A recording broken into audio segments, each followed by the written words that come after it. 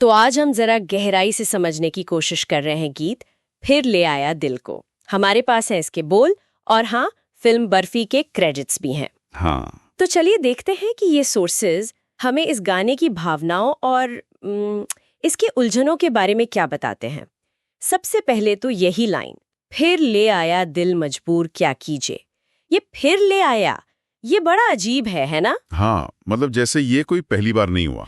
बिल्कुल, जैसे दिल की अपनी ही आदत हो, एक बिल्कुल। पैटर्न। और ये मजबूरी, ये सिर्फ मतलब बाहर की नहीं लगती, अंदर की कश्मकश है। हाँ, जैसे वो कहते हैं, रास ना आया रहना दूर क्या कीजिए। अच्छा। मतलब कोशिश तो की दूर रहने की, पर वो बात बनी नहीं, दिल माना नहीं। तो क्या ये दिल की अपनी जिद है जिसे वो मजबूरी कह रहा है? हो सकता है।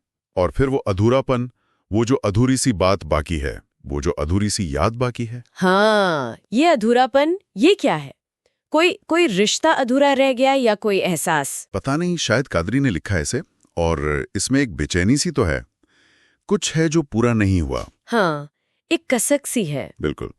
और फिर इसी के साथ वो कबूल भी कर रहे हैं, करते हैं हम आज कबूल, हो गई थी जो हमसे भूल। अच्छा, तो सिर्फ लाचारी भी है, अपनी गलती का एहसास भी है। हाँ, एहसास भी है। शायद वही भूल, वही उस अधूरेपन की वजह हो। और रेखा भारद्वाज की आवाज में वो दर्द, वो बेबसी बिल्कुल साफ झलकती है। और प्रीतम का संगीत भी उसी माहौल को बनाता है। हाँ, संगीत और आवाज मिलकर उस फील को बहुत गहरा कर देते हैं।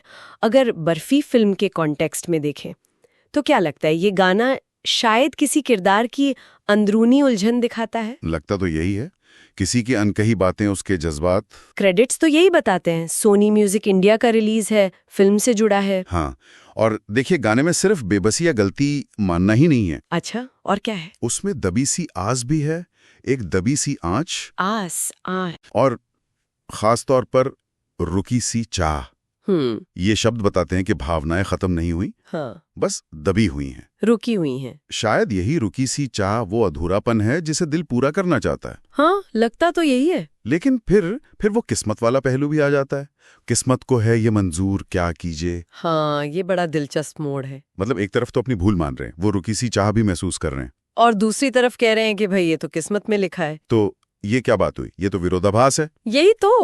यही तो इंसान के दिल की पहेली है। शायद हम किस्मत को दोष दे देते हैं, हाँ, ताकि शायद अपनी उस रुकी सी चाह को पूरा करने का एक बहाना मिल जाए। अच्छा। क्योंकि देखिए ना, आगे वो ये भी कहते हैं, मिलते रहे हम बादस्तूर। हाँ, यानी लगातार मिलते रहें। और उसे मुसलसल कर भी आओ, मतलब उस सिलसिले को जारी रखो। ये तो किस्मत के भरोसे बैठना नहीं हुआ, ये तो कोशिश करना हुआ। तो मतलब ये हुआ कि ये गाना असल में उस अंदरूनी खींचतान को दिखा रहा है, जहाँ इंसान को अपनी कमजोरी पता है, अपनी पिछली भूल भी याद है। हाँ, लेकिन फिर भी दिल के हाथों मजबूर है, उसी तरफ खिंचता चला जाता है। और वो जो बार बार आता है, क्या कीजिए। हाँ, क्या कीजिए। वो शायद सवाल नहीं, बल्कि एक तरह से हार मान लेना है उस स्थिति के आगे। हाँ, कह सकते हैं एक तरह की बेबसी भरी मंजूरी।